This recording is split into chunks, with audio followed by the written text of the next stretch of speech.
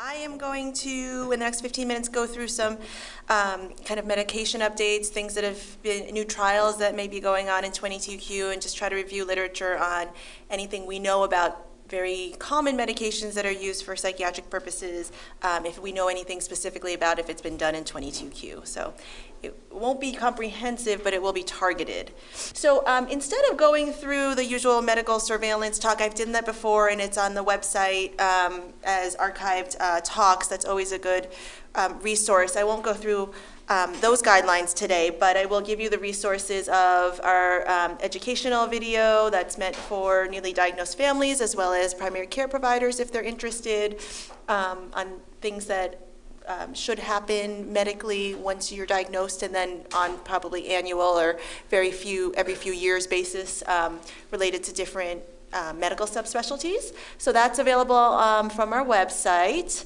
And then this is a really great resource too. Actually, if any of you have seen me in clinic, I always print this out for you guys and ask that you give it to your primary care provider to help manage. It's got a really nice checklist of, you know, in each 5-year period, what are the kinds of things that we should be looking for? When should you check immune function? When should you check a renal ultrasound? Things like that. It's very nicely done through the 22q consortium. So those are two great resources. And as you can see here, these are all of the different subspecialties that may be involved for your child with 22q. Sometimes they're not all needed, but there are definitely some that you want to make sure you've hit just as a general starting point. And again, these are outlined both in those practice guidelines and on our online resources like that video.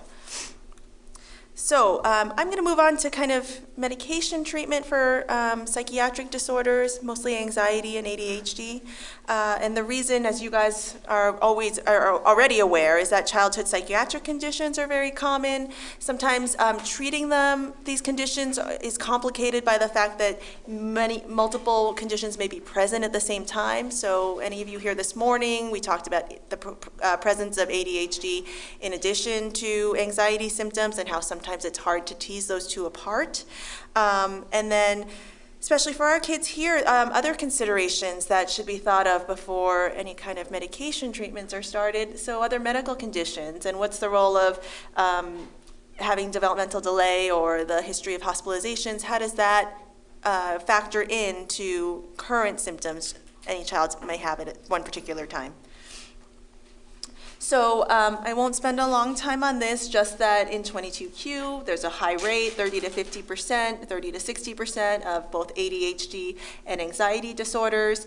Mood disorders, such as depression and bipolar disorders, are a bit less frequent, 3 to 11%. And here is a list from the 22q consortium from last year, just showing in a large pooled number of studies what rates are of any type of anxiety disorder, hitting here almost about 37%, and you're seeing depression similar to here, 3% and other things like that.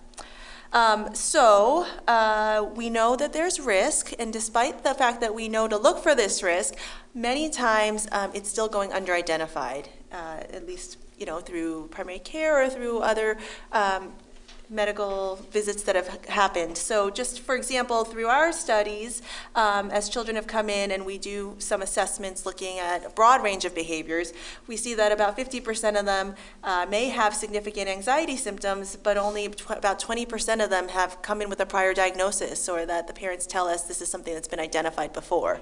Although clearly they're able to tell us that this child's having problems with this, it's just a matter of it hasn't risen to the level of getting medical attention yet.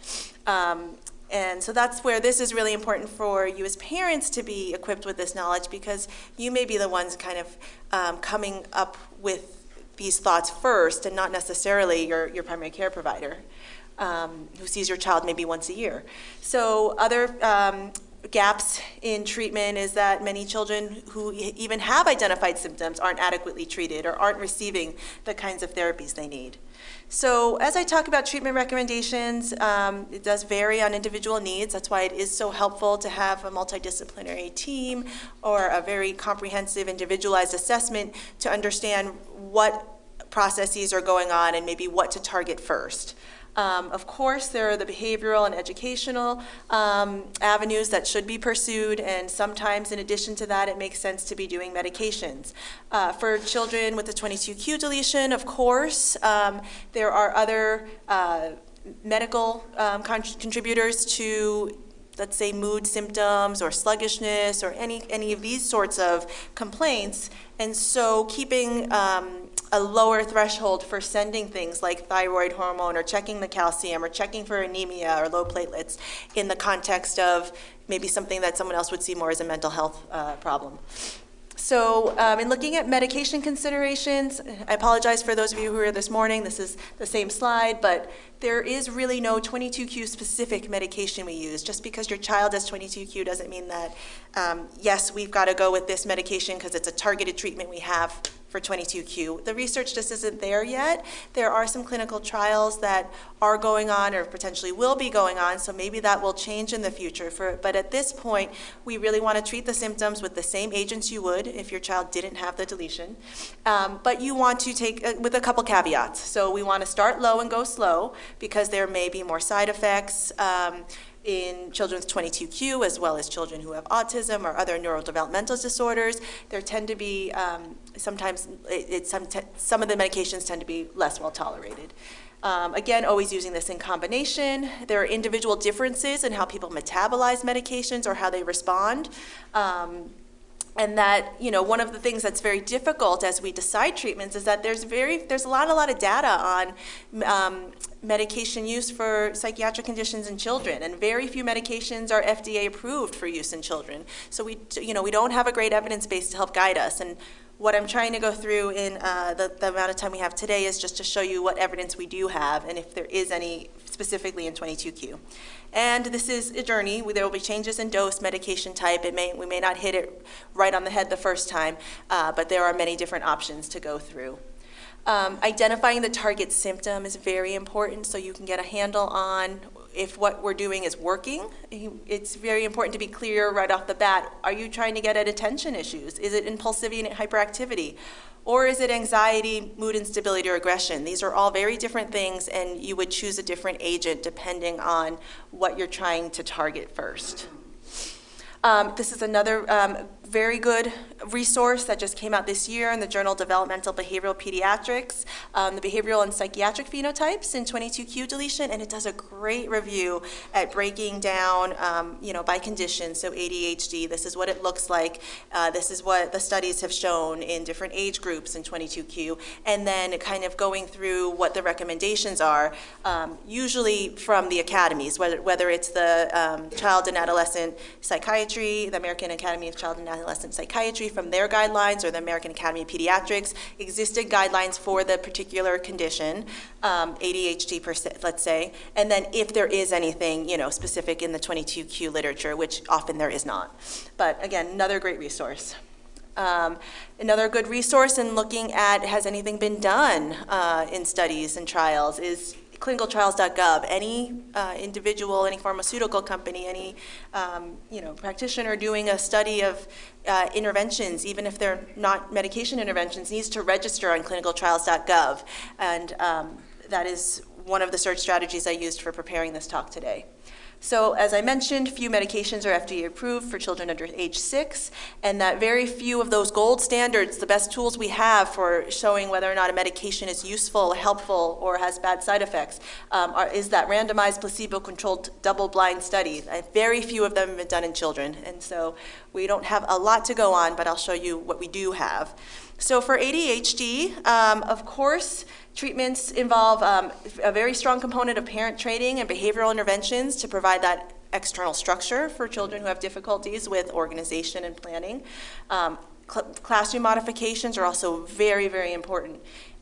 In addition, though, many times medications are going to be needed as well. And these are your main class of medications that are usually used for targeting attention, impulsivity, hyperactivity. First line are usually the stimulant medications. There are also the alpha agonists, which are used as blood pressure medications, but are also used for ADHD. And you do need to be careful with those, working with your cardiologist if there's a cardiac history. Strattera, atomoxetine, I'll talk with you about as well. So why the concern for stimulants in children with 22q? One is the cardiac side effects. The other is the effect on growth, since we know that stimulants decrease appetite. And then the other one is this potential altered dopamine levels in 22q. Because there is only one copy of the 22q11.2 region in individuals with 22q, one of the genes in that area is called COMT, catechol-O-methyltransferase. And what that enzyme does is help degrade dopamine. So the thought is if you only have one copy of this, then potentially you will degrade dopamine slower. And when you're giving a stimulant, you're increasing dopamine. So there are concerns theoretically that if we're not efficiently decreasing dopamine, or these individuals later in life, as you heard about this morning, have higher risk for psychotic-like illnesses, which are high levels of dopamine in certain areas of the brain, are we putting people at risk by using stimulants? So the only studies that have been done in 22q have not been kind of the randomized controlled trials, but they're the best we have here of just following out children who were taking, this is a low-dose stimulant, methylphenidate. You guys probably recognize that better as Ritalin. This is the generic version. That in these studies that have been done, both for 4 weeks and 6-month periods, not very long, low doses, all of these children their ADHD symptoms were effectively treated, well tolerated, meaning very few side effects, no psychotic-like symptoms, and the kind of side effects that were seen were mild elevations in blood pressure, heart rate, but none that were necessarily clinically significant. So just being aware of the side effects and potential risks, but that these medications can be used safely, they can be used carefully in individuals who need them for help. Strattera is one of the other medications I mentioned to you that's not a stimulant. Some people like to use that, especially if there's concerns about weight and appetite in someone who's already very small. It's a particularly good medication if there's comorbid anxiety present, and so sometimes people will go straight to that if there's those two conditions. And there are no clinical trials in 22q, but there is evidence for it in terms of 2 good trials being done for children with ADHD that it does treat hyperactivity and inattention. The blood pressure medications, clonidine, guanfacine, and their long-acting counterpoints, Capvey and Intuniv. These short-acting medications, at least, there have been controlled trials done showing that it's effective for hyperactivity and irritability. Again, not specifically in 22q, but for ADHD in general. This was a new medication or trial that I don't believe is something that's clinically available right now, but it got a lot of press for 22q because it's called NFC1, and what it is a mGlu-R modulator, so it's an agonist. It activates basically the glutamate pathway, which is the excitatory neurotransmitter in the brain, but that it specifically targets individuals with the RANBP1 gene, which is located in the 22q region. So there was, in their press release, they were saying that this medication may be particularly useful, effective, or something that would be something to consider for individuals with 22q. That being said, when I looked up the study that was on the clinicaltrials.gov. Their study was done in 30 patients, ages 12 to 17 with ADHD. I don't believe any of them had 22q. So you have to be careful sometimes what the media puts out versus what was actually done. So I don't know. I mean, I understand theoretically there's potential for this to help individuals that are missing this gene. But to be clear, the study that was currently done was not done on any individuals with 22q, at least in their description of it.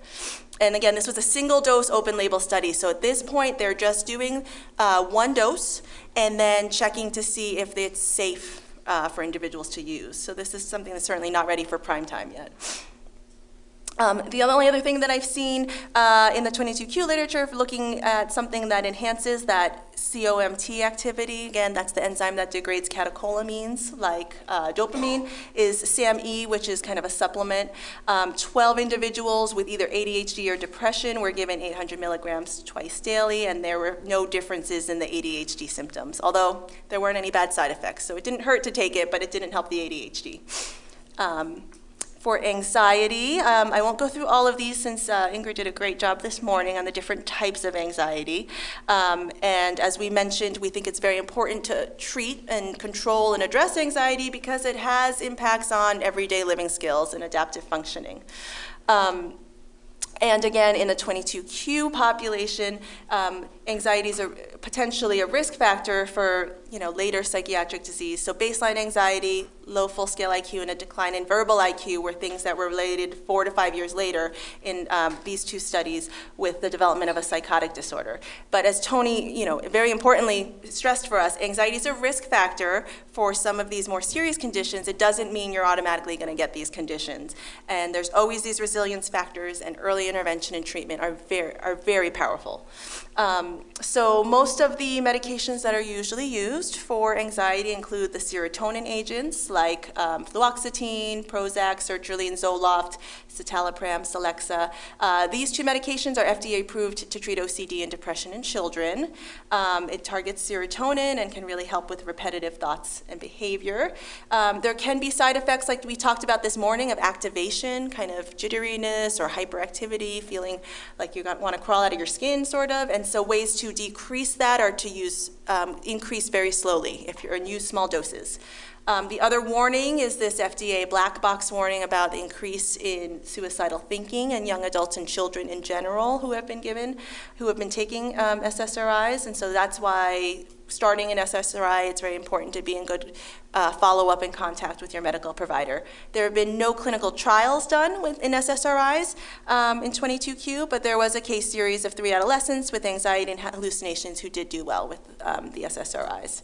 And then we did a small case series of 10 children who were given SSRIs as well as other medications to target anxiety, and a nice, kind of unexpected result as a result of the medication treatment was that we also saw improvements in adaptive behavior and executive functioning. For the mood disorders, again, you would really be looking at the SSRIs, and there aren't clinical trials that have been done in 22q. And then for the psychotic disorders, just to review any new things in the literature related to the schizophrenia spectrum disorders. So having the 22q deletion is the 3rd highest risk factor for the development of these disorders, and that usually the typical treatments that you would use in other individuals without the deletion for these problems are the medications you would use, and they're effective. So clozapine is one type of antipsychotic, and it's just as effective in 22q as it was in idiopathic schizophrenia, but there are more side effects. In this case, there was more seizures. So again, the same tenets. We would use the same medications, just be a lot more careful and be on the lookout for side effects. And then these two, the clozapine and a different type of antipsychotic also were very good for resistant psychosis, and then even adding a mood stabilizer like valproic acid made those effects more tolerable. There was a trial that never really got going of metyrosine, which is also an antihypertensive that decreases dopamine, to look at how that might help or address psychiatric symptoms, but this was discontinued in 2011 before it started. And looking at psychotropic medications, they can be effective and safe. This is another study recently done here showing that a decrease, so an improvement in symptoms, both with using antipsychotics and antidepressants in young adults. So just to end up, because I get a lot of questions about complementary and alternative treatments, the two I'm going to talk about are melatonin and fish oil. So the thought is that melatonin is it's a hormone that is secreted from the pineal gland. It helps regulate your circadian rhythms, your sleep-wake cycles, and it might also work through an antioxidant effect. So there are several randomized trials that show that melatonin helps sleep in children with intellectual disabilities, children with autism. No trials in 22q, but it's a very safe supplement that's been used. We don't have any data on long-term use, and of course using a bedtime routine makes sense as well, but this is safe and effective for use in children. The omega-3s, there's a little bit of evidence that this could be helpful for ADHD type symptoms, and then also there are low levels of the type of fatty acids that the omega-3s provide in schizophrenia. And so in looking at a kind of a preventing psychosis sort of trial, the use of omega-3s or the fish oil, only 5% of those getting those omega-3s progressed on to psychosis in 12 months versus 28% of controls. Generally, it's a very safe medication. You just need to watch out for those fat-soluble vitamins that can affect clotting, and then some GI disturbance with it. But otherwise, it's usually a pretty benign and healthy treatment. So with that, I'm going to end with more resources for you. These are great places to look. The NIH site for any complementary alternative medications, and the AAP, the American Academy of Pediatrics, also has a nice website for complementary medications. So as you think about treatment, always remember what's your target, how impairing is the behavior, think about risks and benefits, and how will you determine whether or not there's any improvement. Okay, so the question was, is there any recommendation for a certain brand of fish oil?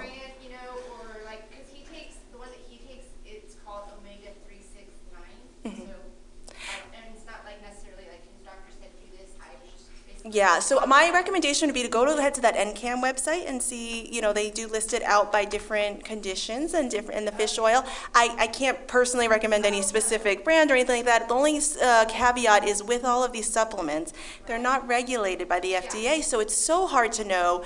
Are you getting what they say you're getting? So that's happened, you know, I have a different experience with probiotics, for instance, and there's some probiotics you buy off the shelf that say they have a particular strain, and when it's actually been tested in a lab, it's not there, you know, but there's nothing to regulate it because it's not a drug. So A, are you getting what they say it is? And B, is there, what's the source of the fish oil? Because sometimes you worry about contaminants from fish in, you know, waters that have lots of metals or things like that. I guess what my question is like, for this, is there like, so talking to like his pediatrician would say you need, because you're trying to do this part, you need 800 milligrams of this. Like, that's what I'm saying. Is there a more definitive than just, you know, taking it off the shelf and doing that? Is there like a place that we could find, okay, for ADHD?